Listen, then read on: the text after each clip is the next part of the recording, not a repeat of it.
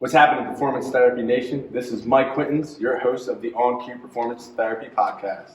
Today, we are getting after it with a couple of Jersey guys, physical therapists by trade and sports therapists by passion, Mike St. George and Ryan Stahl. We will be diving headfirst into sports medicine rehabilitation, return to play protocols, and bridging the gap a little more efficiently with the DorsaVi movement analysis software that is now being utilized at Ivy Rehab in multiple clinics in the Philadelphia and New Jersey area. But before we let the beat drop, I got to thank all the listeners and supporters for the love. 5-star reviews are on the rise. If you feel is deserved, hit the 3 little dots at the bottom right corner of your screen, scroll down to the bottom, and hit the 5-star icon, leave a review, tell me what you want to hear, and I'll get it done. As for our guest, today we are joined by Mike St. George. He has his doctorate in physical therapy from the University of the Sciences, located in the heart of West Philly. Mike is a clinic director at Ivy Rehab in Warminster, Pennsylvania. Mike has 10 plus years of experience with areas of expertise in sports performance, return to sport, runners, endurance athletes, and hand injuries. He is trained in functional movement systems philosophy, including the FMS, or functional movement screening, the SFMA, or the Selective Functional Movement Assessment, and the FCS, for functional capacity screening. He has authored several articles on endurolite.com. He's the co-host of the Coach Hos Podcast, which I've had the fortunate opportunity of being a guest on, and is a competitive Spartan Race athlete himself. Our other guest, Ryan Stahl, earned his doctorate degree of physical therapy from Arcadia University, just outside of Philly in Glenside, PA. He underwent his residency training and achieved his board specialization in orthopedics in 2020. He's going to get the second one in his sports specialization this year. He has been published in the International Journal of Sports Physical Therapy for return to sport protocol following non-operative ulnar collateral ligament tear in fighting athletes, and in the Journal of Scientific Research for nutrition considerations and enhancing patient outcomes. He currently serves as a sports performance director for the Ivy Rehab Network and currently treats in Cherry Hill, New Jersey. So you stay true to your Jersey roots. Yes, I do. Mike, not so much. My roots, quick background. So Mike and I worked together. I was probably 6 months out of school, maybe. We were working in media together. I was there, and then you joined. And it just opened up my eyes to sports medicine as a whole. So I was big on manual therapy, still am. But that's when, FMS and SFMA and Mike's passion is second to none. So, contagious. I was also working in the same clinic as Mike, stayed in touch through the years. Ryan, my background with Ryan is reached out to me. Ryan heard about some of the facilities that we have in this area, listened to the podcast, reached out to me and said, hey man, I'm putting this together. Do you want to be a part of it? It's absolutely no brainer. So now we have the DorsaVi at each of our facilities, Cherry Hill, New Jersey, Warminster, PA, and now Newtown Square, which is also in Media and Ardmore as well. So we have a therapist that's certified to use equipment in each facility. So we'll dive into that as well, but this is going to be a little bit of a general sports medicine focused podcast. So that's enough of my voice. I want to hear you guys talk. Welcome to the podcast, guys. Yeah, what's up? Thanks for having us on. Yep. So let's get into this. So how did you get into physical therapy, more specifically sports medicine? You can go first, right? Sure. I mean, physical therapy, when I was younger, I was always hurt. So it was kind of like a no-brainer. I was always in physical therapy, had an awesome physical therapist for my first experience. Just kind of went on from there. Thought about going into med school to be an ortho surgeon. But then I thought, well, I'm really good at getting people in shape. And I'm really good at getting in shape myself. So I thought, well, physical therapy might be the best bridge for that. So I like working with people, and it was the perfect harmony for me. No brainer. Awesome, man. Go ahead, Mike. So I've always been active my entire life. My dad's actually an exercise physiologist. He does cardiac rehab now. And it first started when I had my ankle broken in a soccer game. I was a state level runner for cross country and track in high school. So I had to go through rehab for that, and then I also had a traumatic hand injury. Put my hand through a glass window when I was 13.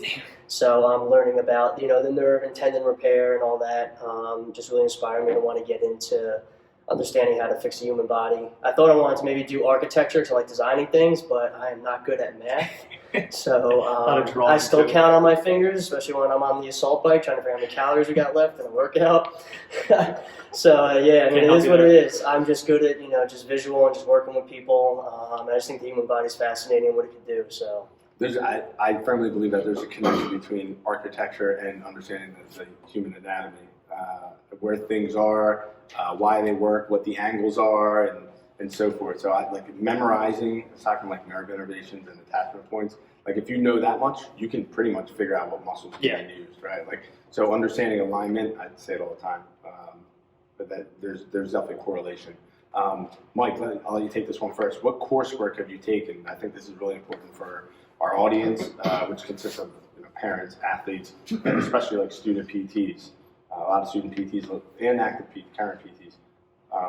They want to know, what coursework have you taken that has directed your skill set towards being able to treat this clientele in sports medicine?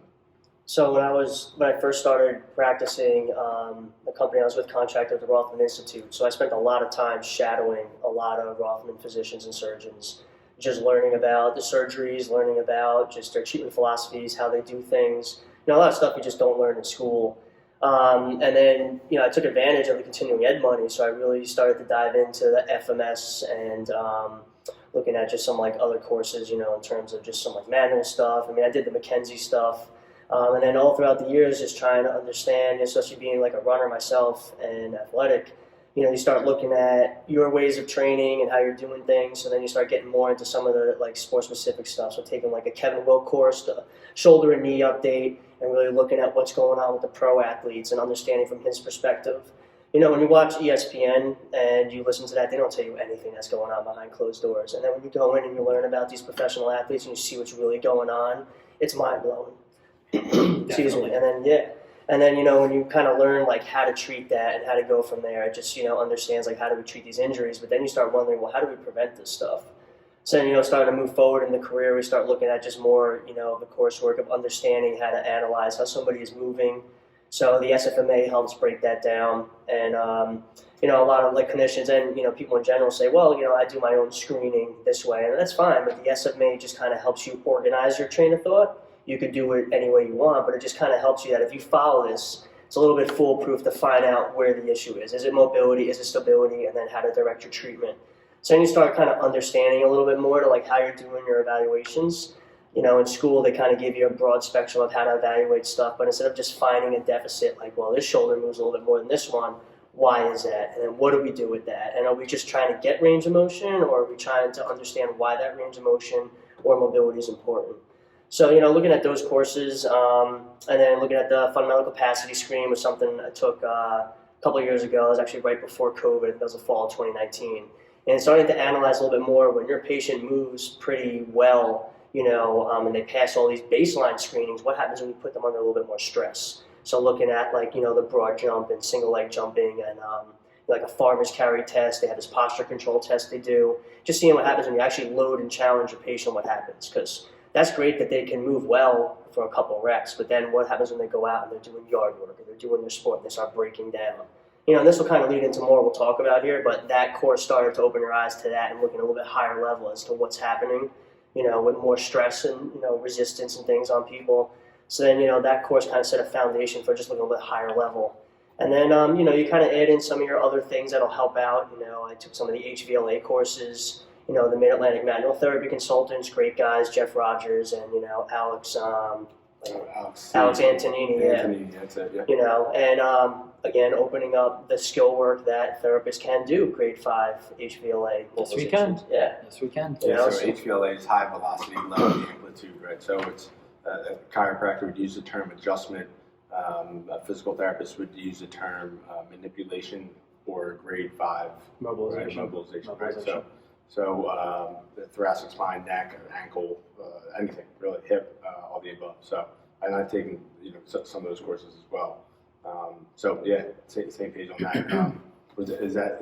Is there more? It's a lot of courses. That's a lot of courses. Well, I mean, I've been practicing for 11 years, so you start accumulating. And then, the question too is for some of the, younger, the students coming out, the young PTs, like, where do I go and how do I curtail what I want to do. Well, like for Ivy, we offer that residency program that helps direct kids into what to take, and the young PTs into what direction. How do I choose what courses? Because look, I mean, there's some courses out there that, there could be someone teaching how to do taping, and they're like, here's a slide, here's how you tape the shoulder. Any questions? Okay, cool. Here's how you tape the knee. Any questions? Here you go. Cool. Yeah. So let's look at the courses that you're really going to take something back with you and be better on Monday than just some of these courses out there. I took some courses to get my CEUs. What's the quality of your CEUs you're getting? Yeah. So you start accumulating, and then now I'm starting to really cherry pick the courses because I know what I'm looking for. And there's a lot of great stuff out there, but also aside from courses, doing things like this podcast, listening now, the ability for social media and spreading information, you can learn a lot of things too. So Huge. Yeah. So Ryan, you didn't graduate too long ago, and obviously you've done a great job being up to this point. Like, I mean, you've accomplished so much already in your short career. Old guys like Mike and myself, old guys like put you in that category, Mike. But so for us, it was like you went to a course. Now, when COVID's facilitated this, or at least sped this curve up, where we can take courses online, you can take FCS online, and so much of it is movement assessment. How can I learn how to assess a movement virtually, right? We find ways, right? So I think it would be better to do it in person, but you're relatively new school, so to speak. Like, tell me about the coursework you've gone through in your career, and not to mention Instagram. There's so much to say about this. So much better. I mean, there's so much LinkedIn. There's just so many resources now that are at our fingertips. It's almost like an overload for people too. Oh, for sure. And listen, how much is crap, right? How much is legitimate? How much is evidence based? How much of it is the complete opposite, right? So we gotta tease that out. Yeah. And just because you saw someone do it with an athlete on or you saw an influencer do it.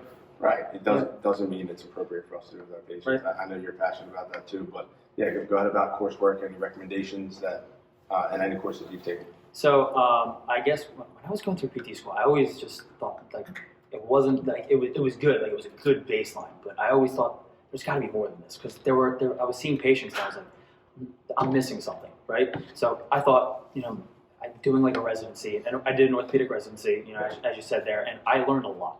You learn from a lot of different perspectives. I had a fantastic mentor. I mean, we would just talk all the time while we're treating patients, and just it's kind of like what Mike said. It kind of opens your eyes. The more that you look into things, the more that you want to keep looking in further, because you're like, oh, I'm not getting my answer, or I'm kind of getting an answer, I'm not getting it fully.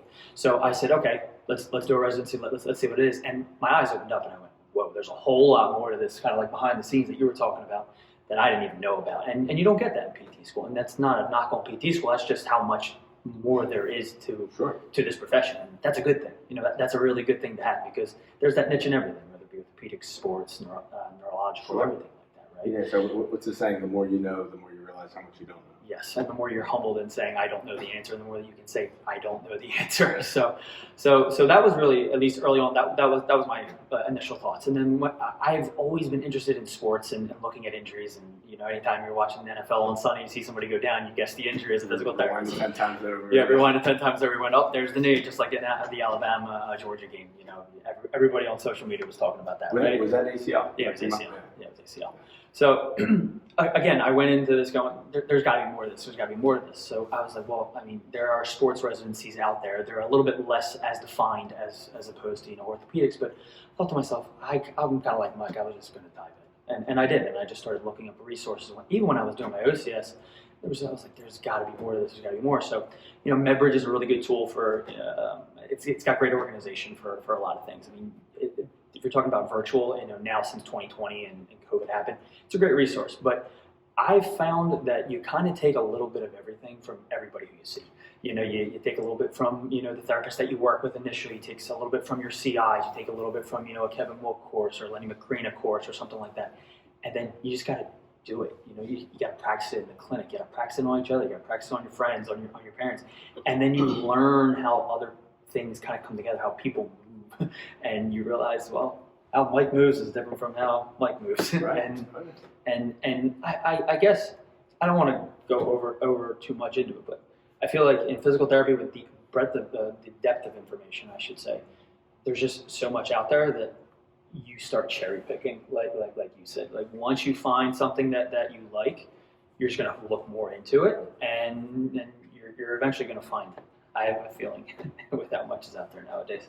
Yeah, well said. I completely agree. I went FMS, SFMA, FCS, took FCS during COVID, TPI, similar TPI, movement yeah. assessment. So concept of stability, mobility, and then we tease out certain things. I don't do the complete TPI on every single golfer that I end up treating for PT, right? Yeah. I pick and choose certain things, and it's a rotational sport, so baseball, lacrosse, right? Yeah. Softball, like all the above, field hockey, right? We can implement those types of movements into our assessment, right? So if it directs us on what we should be looking at, then why wouldn't we look at that, right? So I remember I got my OCS as well, went through my residency. We were always taught to look above and below the joint, right? What SFMA does and what the functional movement system paradigm does is it makes you look at everything. Yeah. Right? A pitcher whose arm slot may drop a little bit when they're throwing. Is it their mechanics? Is it their lead ankle? If they're righty, is it their left ankle? Mm-hmm. Because if I'm looking above and below, I'm looking at the neck, I'm looking at the wrist, the shoulder, elbow, and then that's probably thoracic spine maybe, and that's it. That ankle, if they sprain that ankle and they're a basketball player and they've rolled that many times, that lead ankle could maybe the glute tweak, right? Maybe they're leaning, that changes the slot, more strain on the elbow, right? So those types of things, to be able to look at the whole body to identify those deficits is key, and it takes time. So the right treatment model is super important. And you know what I realized, the more that you take courses and everything like that, you realize that you're talking about the same things, they're just saying it just a little bit differently. You're looking at it just a little bit differently. But in the end, it's looking at everything. The entire body is the entire body for a reason. You have to look at the whole body. I'm sure. Yeah, that's why a script that says eval and treat, I'm good with.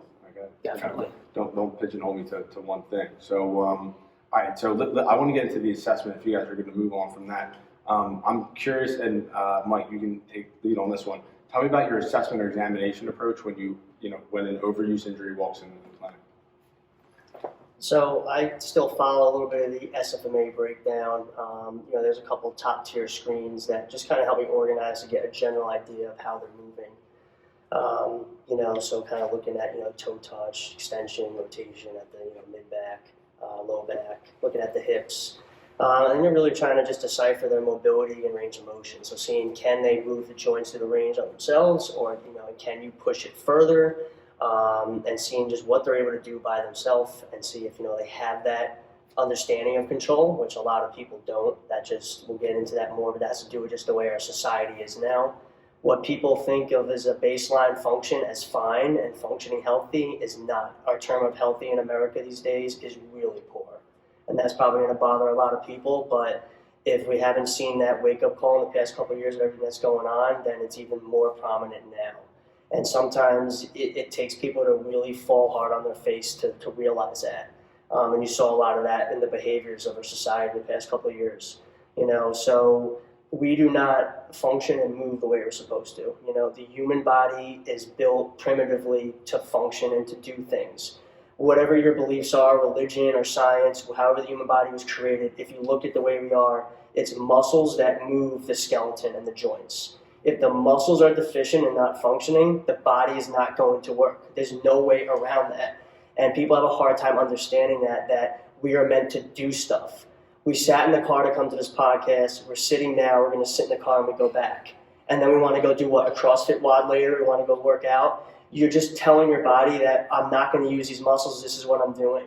So everything we do today on the iPads, on the iPhone, these postures, positions is not primitive. We are meant to basically hunt and to do stuff. We're meant to get our own food, build our own houses, climb, crawl.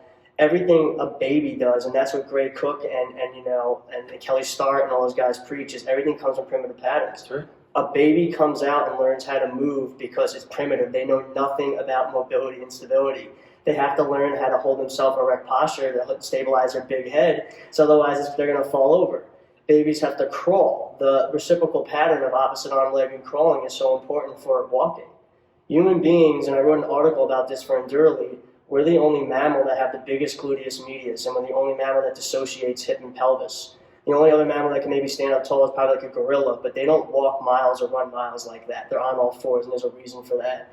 We're the only mammal that is built like that because we're meant to be upright, we're meant to run, we're meant to do those type of positions and movements. So when we sit and we neglect the core and the pelvic muscles that support us, that's when we start to fall apart. So people don't understand that, they fight that exercise because, yes, it feels good to sit on the couch and it feels good to, just be lazy and do stuff, but it's a pay now or pay later. Yep. And people are like that with their money and with their health. Credit cards, right? People want to pay later. It feels good now, but they're going to pay for it later. So they come into the clinic and they wait till they're completely broken. They want us to fix it within 24 hours when they've done 6 years of acting like an idiot with their movement patterns and they want us to fix it. Get it all the time. What are some exercises I could do?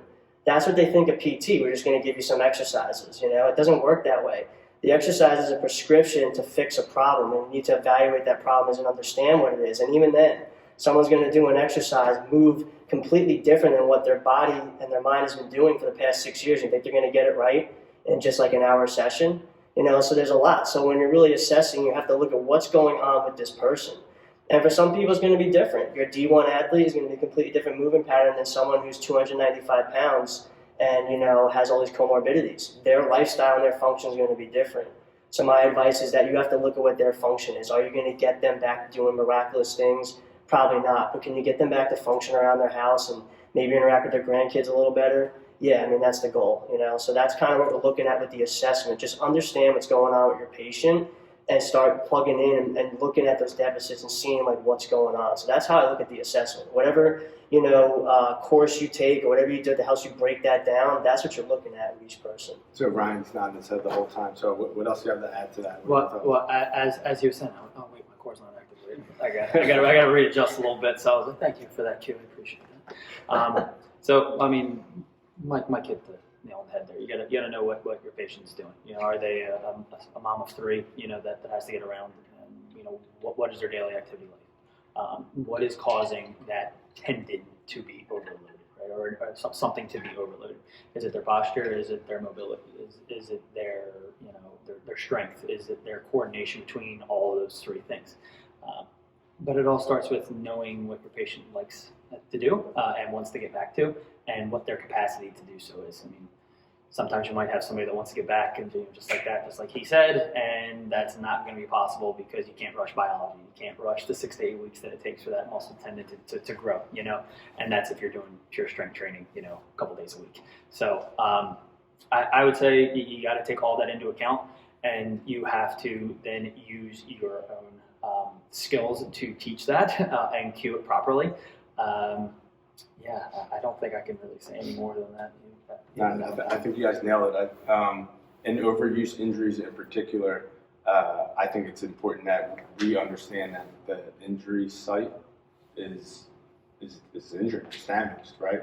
So stretching that out, right? Stretching that tissue out may not be the best thing, right? So if we're looking for plastic change in that tissue and a hamstring strain, is that what that hamstring needs? Right now, don't get me wrong. Is there some benefit to it? Sure, right?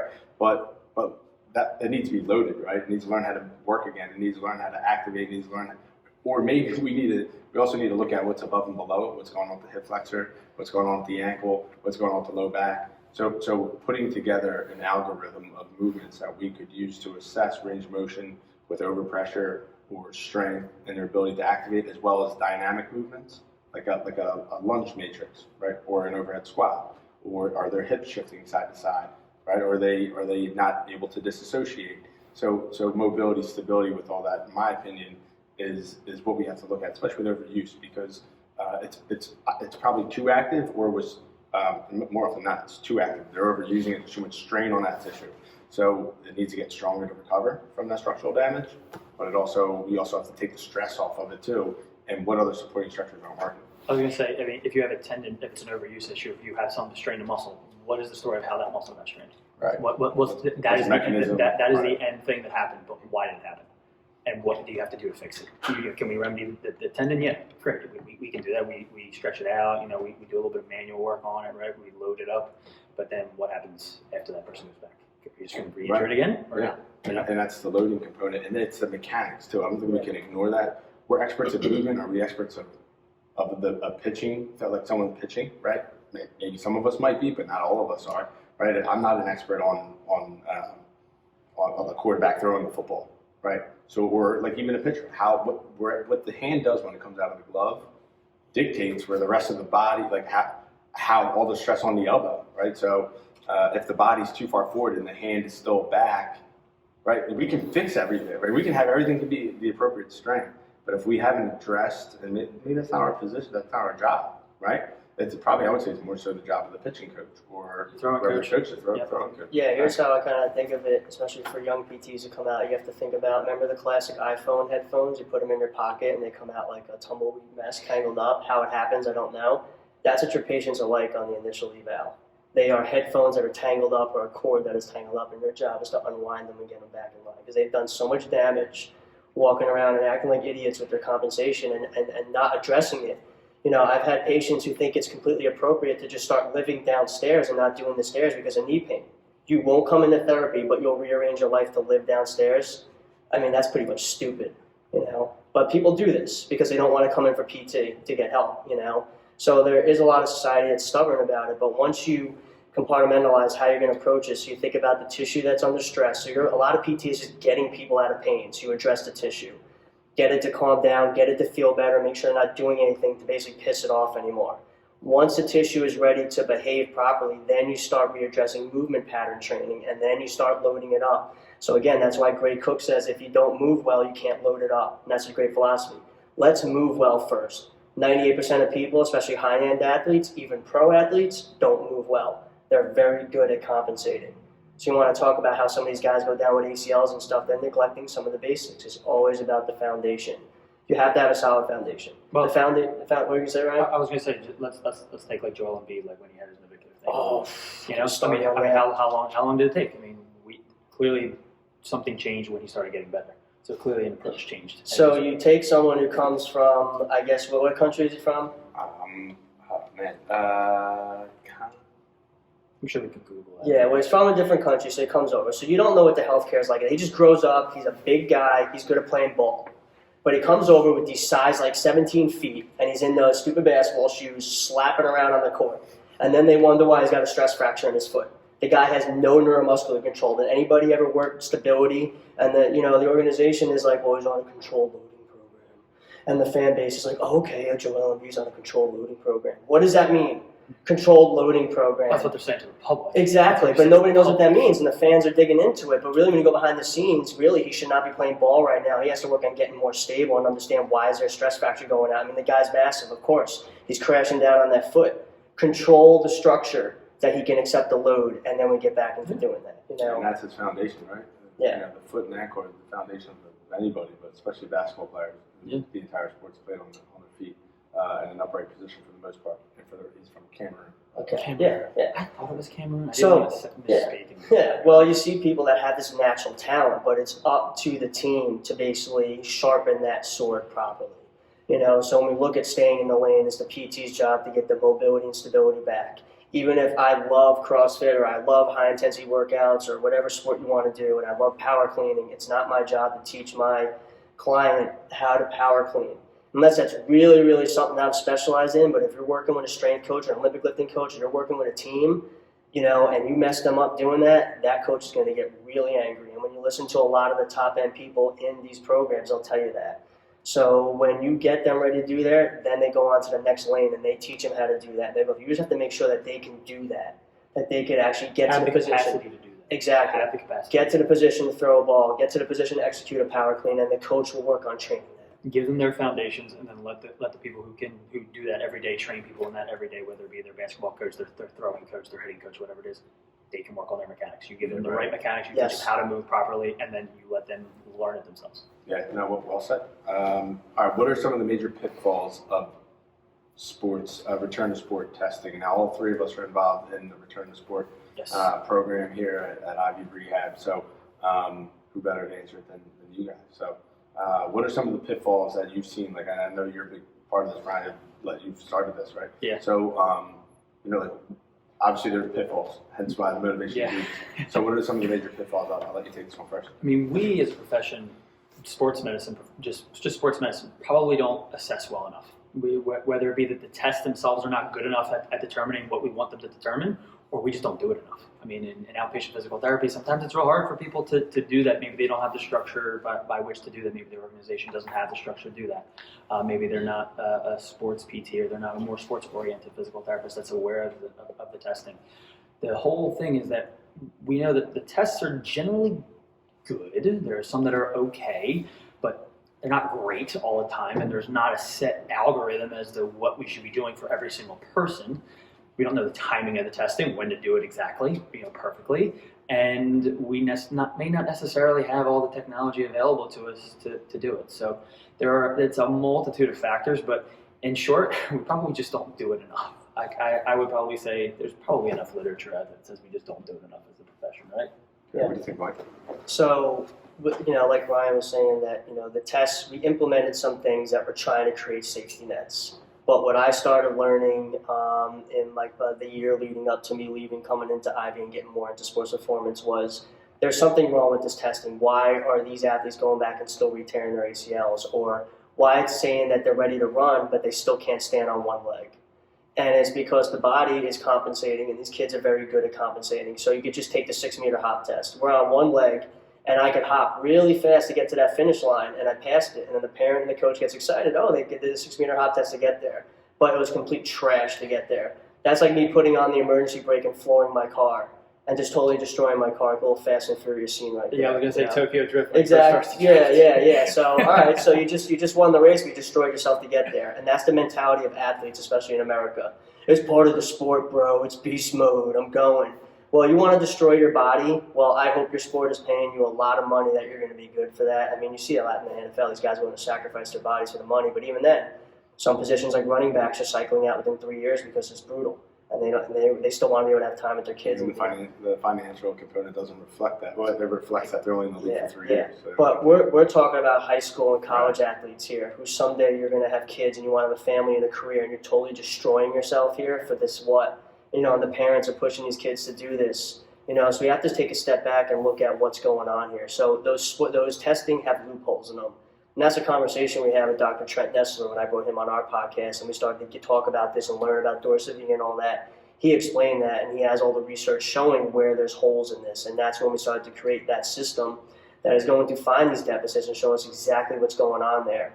The FCS almost kind of tried to catch some of that too, but the FCS is long, it's time-consuming, and there's a lot of math involved to try to get the patient and the parent to understand it, but still is pulling together what's going on in each limb in these things. So if I can't stand on one leg stable, I'm not going to push hopping. And if I'm not stable on one leg, I'm not running.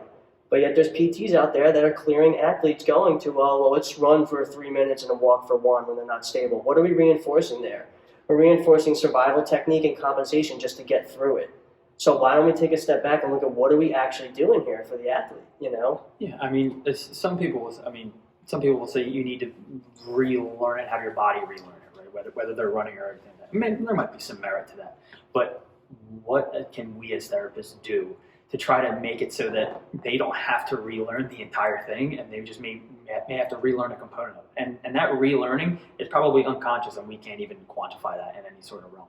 But there's just more to be said of every time I have to do like return to sport evaluation, I always end up having to tell the patient and the parent potentially what the testing actually means because of our pitfalls. And there's nothing wrong with that. That's just the shortcomings that we're currently in. Yeah, I mean, I don't know if there's a way to I think better understanding the pitfalls is probably more important than addressing the pitfalls, right? There are some things that we can address for sure, but for example, like loading, like volume, like beyond, so cleared, now loading and returning back to that level of competition, like that's a progression, right? At that point, usually they're out of our hands. I also think the other thing is an understanding of what they're going back to, right? So a rotational athlete, a field hockey athlete is going to have a much different return to sport, protocol, so to speak, compared to somebody like a sprinter, Definitely. Right? Or a 100-meter runner, or even a long-distance runner. So what I'm getting at with all this is understanding is probably what we can do the most right now, in educating. Yes. Right? Yeah. We're also not alone in this. It also comes down on the strength coaches and the athletic trainers, because when you look at what's going on in a lot of these programs, It's just old school philosophy. But we've been doing this since the 90s, so we're going to keep doing it. Yep. You go and you look at these team weightlifting sessions, it's a joke. You know, no one's watching what's going on. I mean, I got dudes in the back doing bicep curls. It's not going to make you a better soccer player. You might look good on the beach, but we're not playing soccer better. Why are we not working on the movements? So Kelly Starr talks about that. Is your training speaking the language of your sport? You know? I mean, do we really need to crush a 300-pound deadlift here if you're a runner? I'll tell you right now, no. I mean, I've lifted heavy, and you compete in Spartan racing. A lot of those guys don't have heavy deadlifts, but they'll crush a mountain race. Is what you're doing translating into your sport, basically? And there's not enough of that, and that's part of the education of understanding that where we've gotten into this epidemic of the tears is this 3-season, all-year-round, one-sport athlete. That's the biggest problem there. And the parents and the coaches have a hard time hearing that. And that's our biggest uphill battle, getting them to understand you're basically, you know, performing like a pro athlete. You're year-round, you're just not getting paid.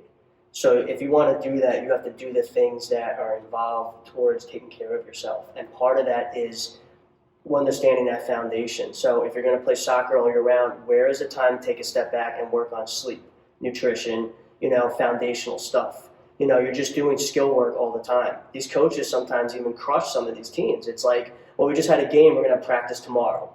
What are you practicing? And then they think punishment is, well, I'm going to make them go run as punishment. Now you're just burning them out and you're making them hate it, because now if they lose, they have this mentality that, oh my God, if I fail, I'm going to get punished. So now they're just going to hate exercise altogether. But there's still programs that still do this. Instead of saying, you know what, you have your team that you want to play for and you have one club, okay? Let's take a winter off and let's focus on a 6 to 8 week strength and conditioning program. Let's work on those foundations. Let's dial back. We'll probably talk more about this, about other aspects, nutrition, sleep, and all that, because that's what we're starting to look at with human performance, you know? But these are the things that they need to hear. And this is the education from not only us, but also the strength coaches, personal trainers, everyone who's involved in working, even the physicians, working with the athletes and getting the coaches and the parents to understand this, because the ACL tears and these overuse injuries are just at an all-time high. It's just crazy. One weekend, 5 girls go down with ACL tears. That's insane. That's insane. Yeah. There's some research coming out on some of that and why it's happening to teams, not only an individual or what have you. But a couple quick comments, and we can move on to the next thing.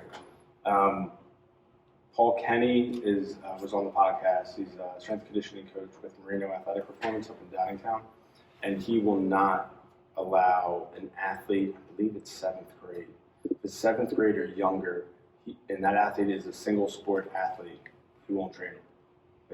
He doesn't take them on. And I mean, but he's turning away business. You know what I mean? I mean, he's always saying like, no, I'm not going to work with this individual, and essentially telling the parents like, you're making a bad move, and only asking your son or daughter, or maybe it's the other way around, but only letting them play one sport. So that's the stance he's taking on it. So I'm with you on there. You're not alone there, Mike. I think the other component of some of this is pitfall that wasn't mentioned, communication. We're talking about strength coaches. I think it's unfair for us to assume, not that you guys feel this way, but for us to assume that when that athlete goes back to the strength coach, like, all right, you got a brand new athlete now. No. Like, they still may fall back into those same habits, right? Into those same movement patterns, right? So they need to be aware of what to look for. We're trained in it, and can they be trained in it too? Sure, but we saw them when we were building a foundation, right? We built them up, so we know what the cues that they need to hear or what have you. We got to be communicating, guys. And we initiate that communication. How about with the physician, right? And what assessments we're doing. And what you put together. So phase 1, phase 2, are they aware of what they passed, what they didn't pass, what looked good, what didn't look good? That's right. So I would say, the buck starts with us. Like, we got to make sure we're communicating with the strength coach, to the team coach, the position coach, the physician, the parents, right? We initiate that communication because we're breaking it down, we're identifying all this and building it up. I was going to say, anytime I prefer people to see their athletic trainer, or their strength coaches, like at their school, or even going back to see the referring physician, I'll just say, check something out, and you'll see what I'm talking about. You can easily tell, as a physical therapist, you can easily professionally email or get in touch with somebody and just say, hey, look, this is what we worked on, this is how we did it. It worked really well. Do with that information what you will.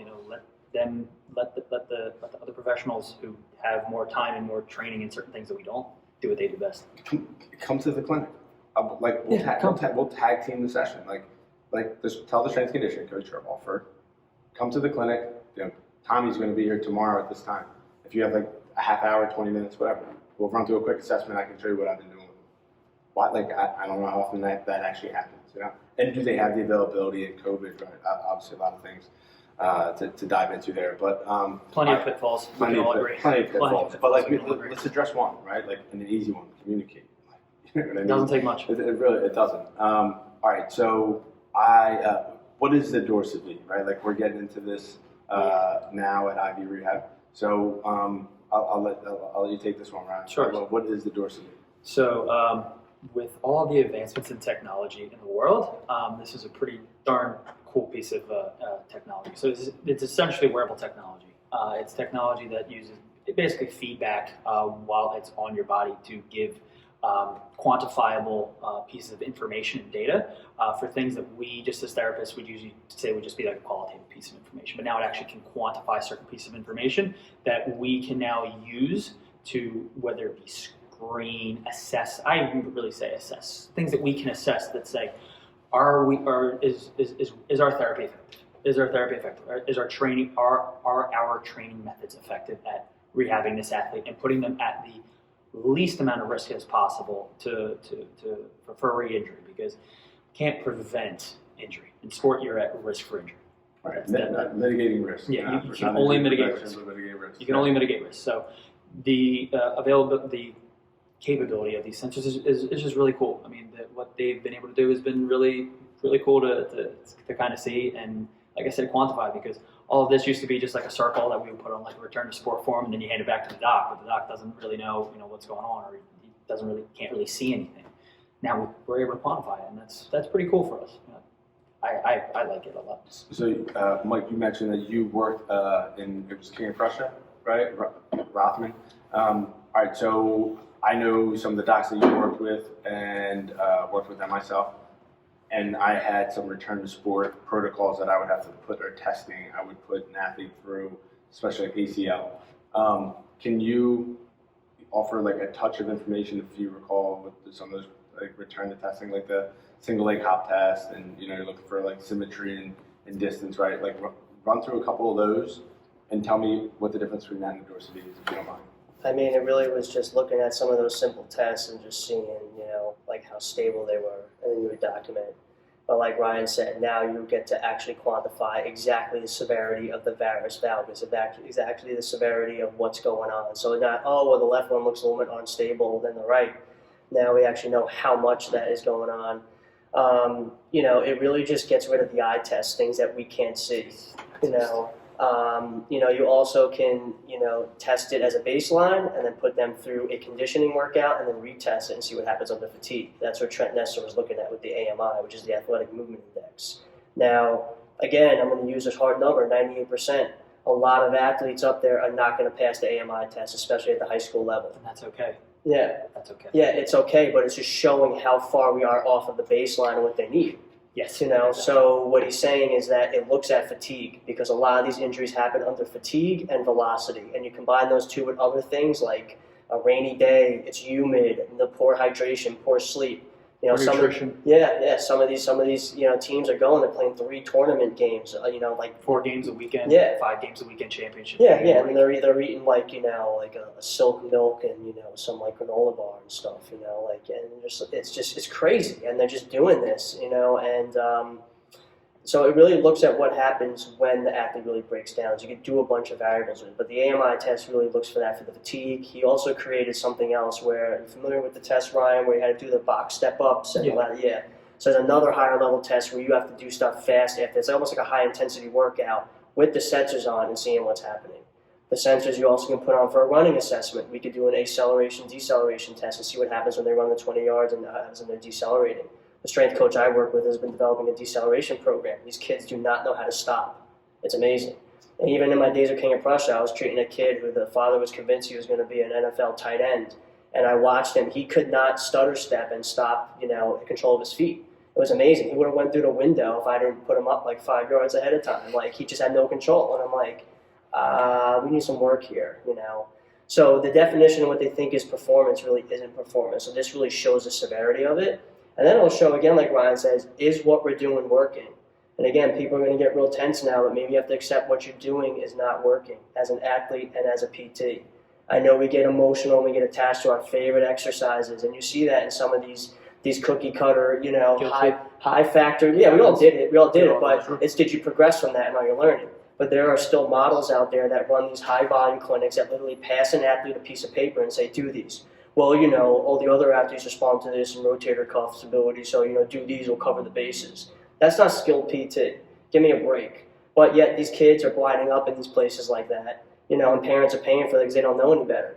And they're still spending 9 months in PT. I don't know how insurance is covering this or what's going to happen when they audit that, but 9 months in PT. And then they want to come back and do a return to sport test, and they still can't stand on one leg. And then they work with like a guy like my strength coach, Coach Hos, and it's like he can't get anything done with them, so he has to send them to me. And then the parent's like, well, why are we going back to PT? And it's like, well, because the first one didn't do their job. Why? Well, they were in a facility with 5 patients and towels and shit flying around, and it's like, they're in the corner. And I asked the athlete, what did you do in PT? Oh, I was doing some banded footwork, and, I stood on an ARX and I threw a ball, and, I did some bridges.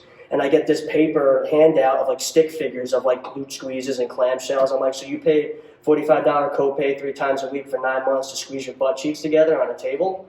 And we call this skilled PT? Like, come on now. Like, it's really, like, if you're not getting fired up about this and you're not paying attention, because this is why no one is starting to respect PT. So these are the things that we really need to look at. And I think that's and you're right. For someone, I say it all the time, when patients walk into the facility after they've been somewhere else, I thank them. I'm like, thanks for giving it another chance.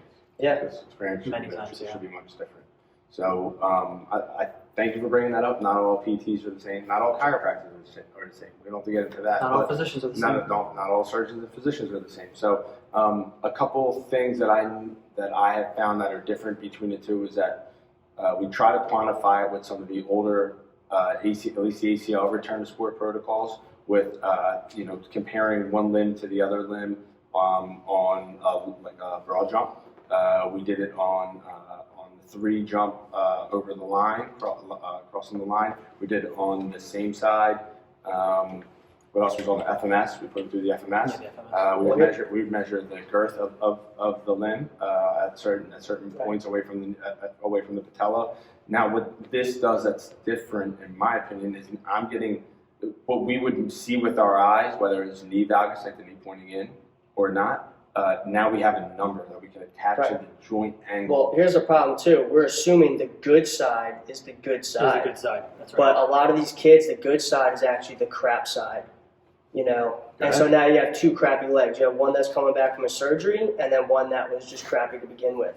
So we're talking about there's no more good side. Another pitfall. Yeah. So that's a big mistake. And then yes, you could have really strong quads, but you can't stabilize yourself on one leg. So again, we're still going back to, we'll probably talk about this later, but the biodex testing. There are still people that are so hell-bent on how strong they could kick out on that biodex. No one is sitting on a field extending their leg in a soccer position. And Trent Nessler will go on about this all the time because he's involved with the research too, and that's what I learned from him. That's one component. Okay, your quads are good. Now can you take that muscle component and put it in a position that you're going to be in your sport? How well do you execute a lunge, a single leg position? How well can you do under fatigue? It's one component, but they get so hell-bent on that biodex. I passed the biodex test. Okay, well, you still like crap on the field. What's the biodex test? You basically sit in a machine and you straighten your leg, and it shows how much force output you're putting through your muscles. But is there a difference between that and isokinetic testing? It's the same thing, essentially, right? I believe. Yeah, where it's you want 90% of the opposite limb, right, for them to get cleared. And usually you see that. Usually there's like a benchmark, yeah. Okay. Less than 10%. But again, I'm teaching my body to produce that force in a sitting position. I need to understand how those muscles perform in the positions that I'm going to be most prone for injury, such as single leg, running, cutting, pivoting. That's where I want to know, though. That's the change of what's happening here over the future, is looking at how we're performing in those positions. So that's the big difference here. And essentially, when we talk about like our phase 1, phase 2 that we've helped, create, develop, and everything like that. When we talk about like phase 1, phase 2, and all those types of testing, we still need to hit those certain benchmarks. Those are important, but that's just the baseline. Yeah. Then we got to talk about how you move. Because you can do it in any position. I can put somebody in any position. They can hold the weight. They can kick away, whatever. It's great. but you're not in a static position when you're playing a sport. Just because you can parallel park doesn't mean you deserve your driver's license. Yeah. Right? Yep. You got it. 76. 76. Oh my God. 76. Oh God. 95. No, and same page on all that. It's a component. Again, we have to understand that it's a component of it. It's important, but it's not everything, right? Yes. So, can you guys just shout out some movements that you assess in the DorsaVi, right? Because it's structured. So Double leg squat, single leg squat on each limb, single leg hop, box drop, box hop, hop testing, so triple hop test, crossover hop test, single leg hop test for distance too. I think that's in there. Those are just The ankle lunge test. the ankle lunge test. mobility, which is kind of cool. ACL, D-cell test too, right? And what am I missing? Just general running, jogging, running. Yeah, the running unit. Now you could create your own tests. I saw on there too. So there's Yeah. ability to try to do that. So that would be something for the future as well. So some of those tests that you mentioned are in that original, packet I remember getting from that doc. Now we also can assess core control because there are sensors that are going on the spine. The low back. So we can look at, are they really planking or are they using their back and a moving chain of spinal vertebrae to stabilize? Are we actually stabilizing here, which is really cool. Yeah, Chris Powers, shout out Dr. Chris Powers, USC physical therapy school, has his own lab, and he's an ACL guru. You're nodding your head, you know what I'm talking about. And I remember I was at TSM and he presented on an outcome measure for ACLs, and this was years ago, probably 6 years ago now. And I tore my ACL for the third time, and I wasn't doing rehab. I was doing my own rehab on it, not getting surgery. And I remember seeing this, and he wanted to look at the ankle, the knee, the trunk, the hip, and pelvis. I might have been its own. Yeah, pelvis, hip, and trunk. All three of those were its own column, right? And so to me, it was that's interesting that he's looking at all that, and in the planes that they work in particular. So it was like a stop, back pedal, and he would slow-mo it, angles, a whole 9 yards, essentially quantifying everything that the DorsaVi does. Yeah. Right? And it was dynamic, just like it should be dynamic. And now we're getting specific angles on them, right? We're able to compare one limb to the other, and the good limb isn't necessarily always a good limb. And the other thing that we can't overlook is basically kinesiophobia, the fear of movement. So that's where there's a partner piece. I know Brian's familiar with the quickboard. Quickboard is probably going to replace some of the ladder drills, where basically you look at a pattern that is on an iPad, and you have to replicate the pattern out looking at your feet. A lot of the kids, they look down at their feet to see where they're moving and what they're doing, but that's not where you're looking when you're playing a sport. You have to have field awareness. So we need to understand where our feet are. So this is something that's going to train that. It's going to get them confident in moving. It'll also show us how quick they move from, reaction time. You could do reactionary where it only react to the red dot or only react to the sequence. It's a lot of cool stuff you could do with it, but again, it's just getting that cognitive thought. And you could also follow it up with some of the stuff I know, like the blaze pods or reaction lights. Yep. And you could do a whole circuit with that. You could have them do a couple different conditioning things, whether it's squat, lunges, assault bike. Then they have to run over, and depending on what color the light flashes, you have to field the kick or you have to kick a goal and get it on target. There's a lot of cool things you could do that you're creating a high-intensity workout, conditioning that implements other things that the athlete needs with some soccer skills. But you're getting them to do the things they need to do. It's not just soccer. Let's just go and practice. But what are we practicing after a while? It's so I asked it to the coaches, what are you practicing? I just really want to understand, what are you doing when you just had a whole tournament? What are we reinforcing again? So. And on the contrary, what do we do? Why are we doing bridges and single leg bounce on the air X? And why are we doing clamshells? We need to change it up as well. You know what I mean? So to incorporate conditioning and, to a degree, sports-oriented treatment, right? Motor control, rehab, essentially, that. Incorporating all of that is I think. There's a place for all that in therapy, right? There's always a place for all those things, sure. like bridges, clamshells. Oh, whatever. for sure. Yeah, but when you get to a certain point, you have to realize what. You're training movement patterns. You're trying to train people to not need to worry about and think about, hey, let me get my feet under me right here. Let me figure this out first. No, you need to be able to do that quickly without having to have that stop first and figure it out on your own. Yeah. And then do it. And here's where we're going with this technology. The technology is going to allow you to curtail your treatment better and understand your athlete better. So now you're really going to pinpoint on what you want to do. So now you're going to see athletes that are really adhering to this getting even better because you're just finding every single hole in the armor and fixing it, which is great. So now, if you're looking at what you're going to do in your skilled therapy, you have an hour to work with your patient. Are you really going to have them on their back doing bridges for most of the treatment? Give them a lot of things to do at home. Say, I want you to reinforce this pattern. Understand where your hips and your pelvis are when you're doing these hip extension movements. And then when you come in here, we're going to translate that into more advanced stuff. And then when you challenge, you go from like a double leg bridge to a single leg bridge. You could do it on something unstable. Then now we understand that. Now we're going to take those single leg patterns and can you do a tall kneeling position or a half kneel position, half kneel halos. Once you get that foundation, then we go to lunges. So you might have them warm up with a set of a half kneeling, and then they progress to doing more lunge patterns. But at home, they need to be practicing that half kneel position. So give them that homework to do. And they're not getting better. That's a conversation to have. Are you doing your stuff at home? Are you reinforcing that? Because you only have an hour in here. I want to make sure that you are working on what is skilled PT. And we're not spending 6 weeks doing clamshells. I mean, that's the reality of it. Well said. You're only in here so many hours a week. The athlete's going to know their body very, very well. And if they don't, we're going to teach them how to learn how to know their body very, very well. So if we can quantify this and get a better picture, no brainer. So I have a category, I have a list of questions, and I have rehab and return to sport, and we've answered all the questions essentially. But I want to get into, like, in terms of return to sport, and I don't want too much detail, Ryan, because I don't want you to give away all your secret sauce. What have you put together, without giving away too much? What have you put together for as a foundation for this program to grow?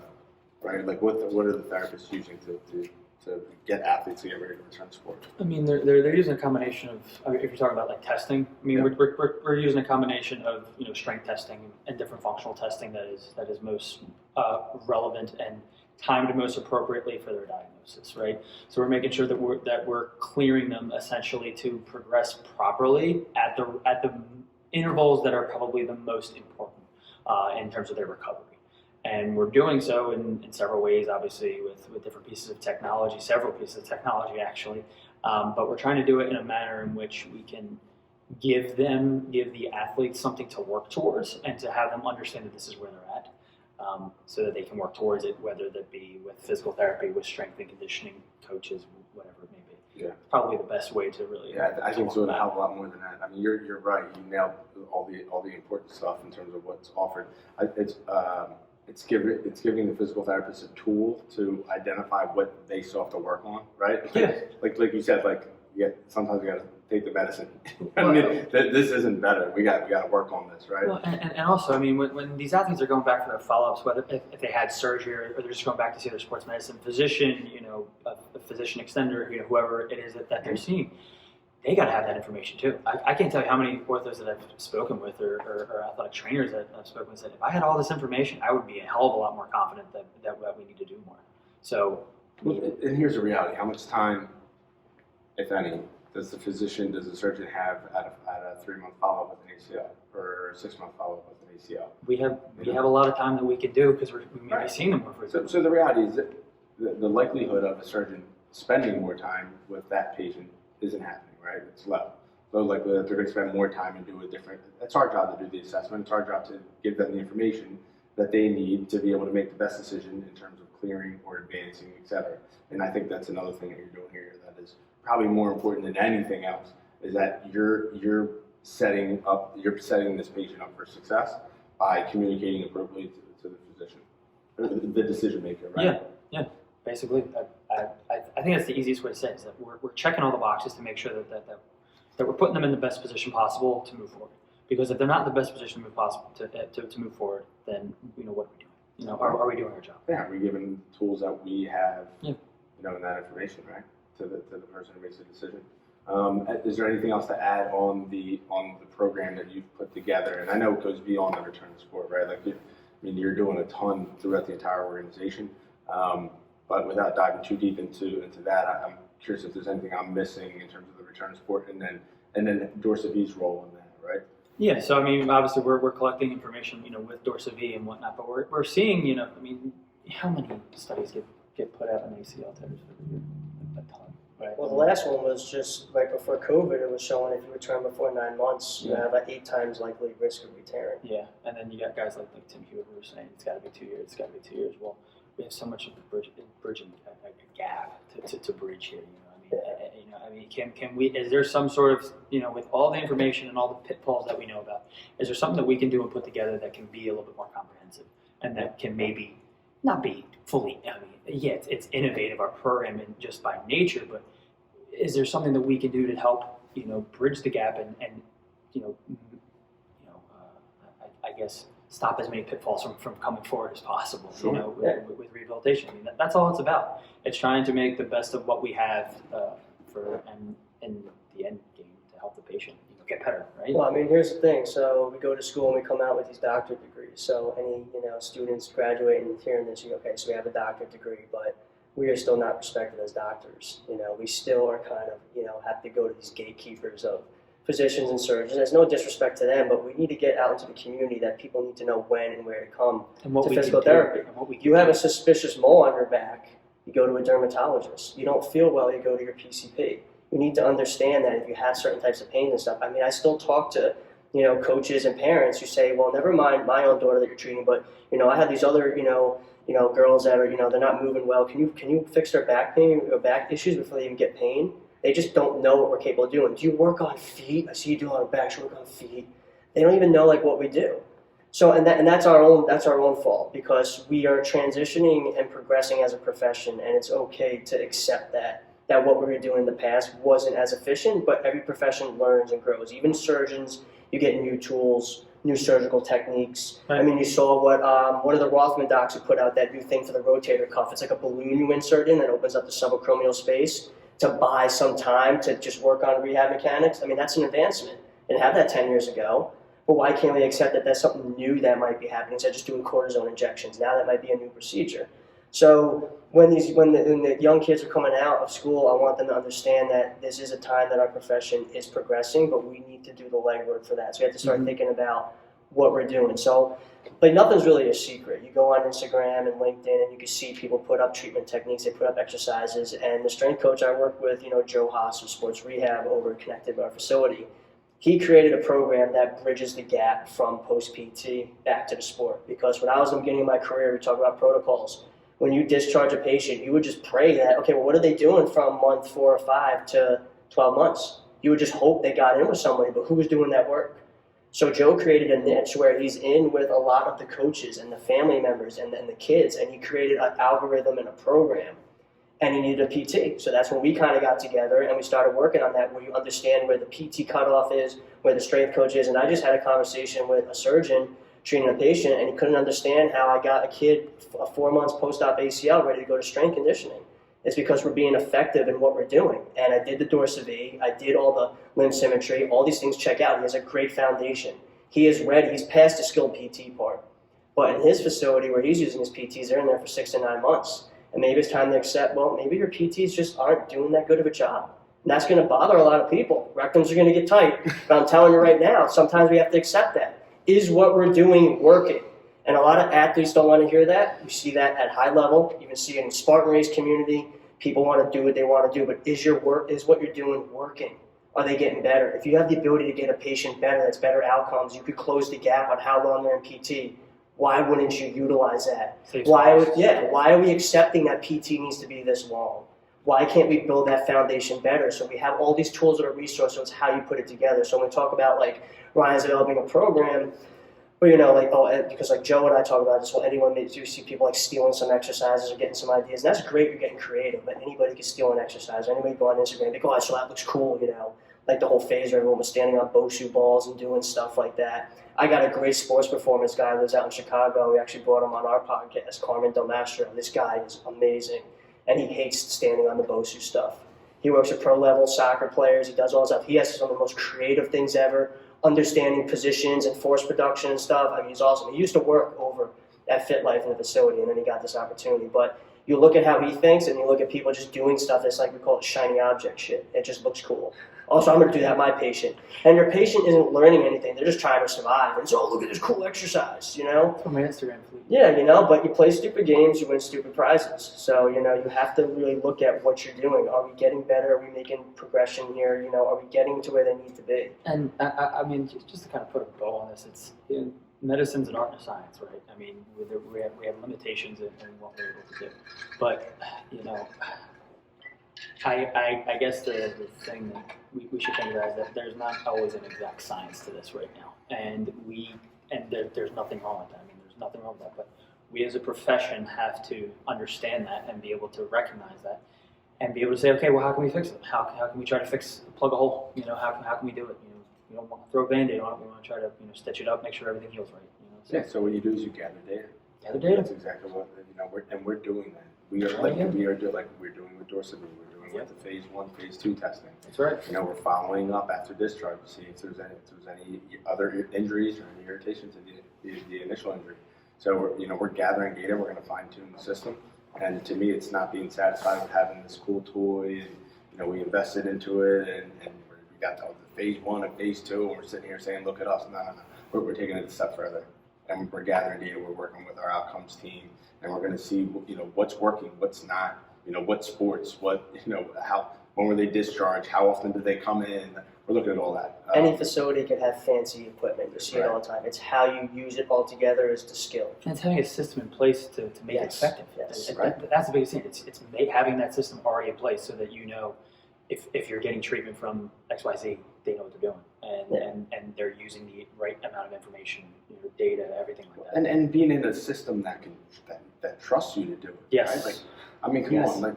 Listen, we don't have to toot horns too much on this. I think Ivy gets enough love on this podcast. But how cool is that, man? How cool is that?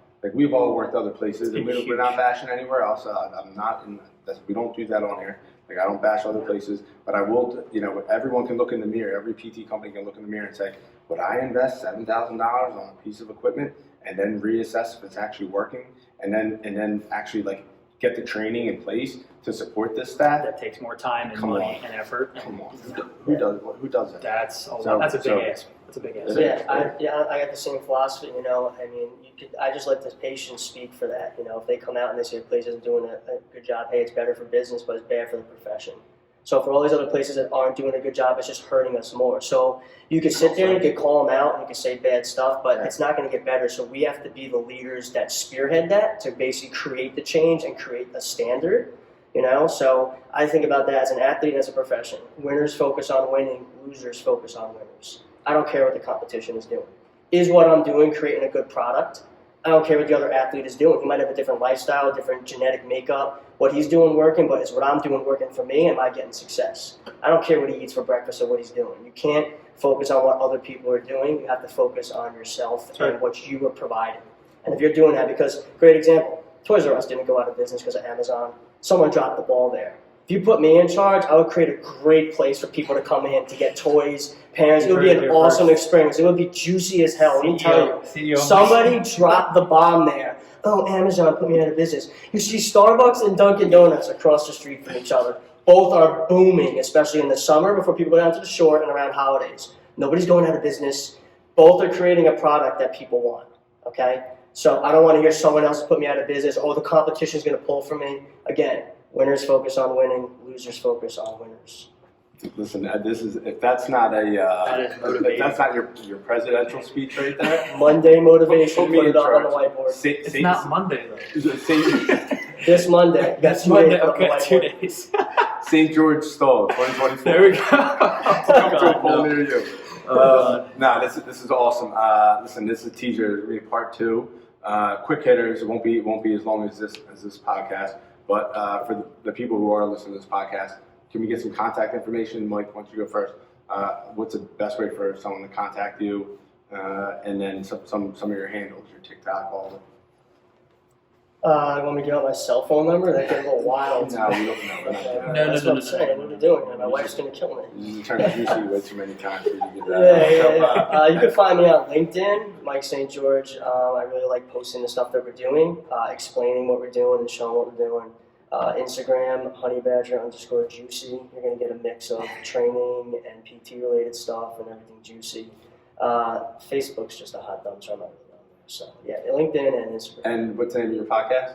The Coach Hos Podcast. Yeah, so we host that. We had Q on, maybe we get Ryan on. We talk about similar things. We bring on coaches, specialists, talking about the same stuff, how we're going to make a difference here. All right, we'll put that in the show notes. Go for it, Ryan. Same thing for me. I mean, but mainly on LinkedIn. LinkedIn probably where I'm probably more active than I am on Instagram. I kind of got off of Instagram for a while there. I probably should get back on there, to be honest with you. But yeah, just Ryan Stahl, on LinkedIn. Feel free to connect with me. Had plenty of conversations with actually a lot of professionals since we've been doing this testing that are really interested in it and some of the results of it. So. All right, sweet guys. Thank you for part one. Quick teaser on part two. We got some quick hitters. These are frequently asked questions that we get from patients, from PTs, from parents. So there's your teaser, Isabella. I know you always want the teaser in there. And that's a wrap.